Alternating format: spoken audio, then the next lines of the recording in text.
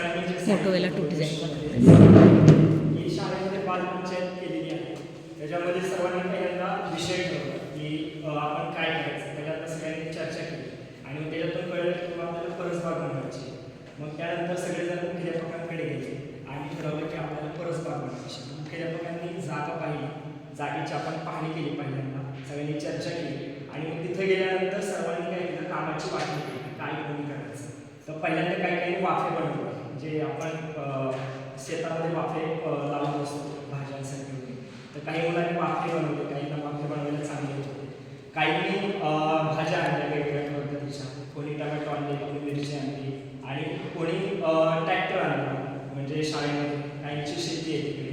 तर अशा पद्धतीने सगळ्यांच्या चर्चेने आणि शिक्षकांच्या मदतीने आणि शिक्षकांच्या मदतीने असं आपण काय केली, परसबाग फुलवली. तर ह्याच्यामध्ये सुद्धा एकमेकांचा सहयोग झाला, चर्चा झाली, त्यातून निर्णय घेतला आणि फ्युचरच्या दृष्टीने पुढे परसबाग फुलवली तर त्यातून चांगले मिरच्या मिळतील, टमॅटो मिळेल, हा त्यातून एक बदल झाला. तर ह्याच्यामध्ये कोलॅबोरेशन सहयोग मला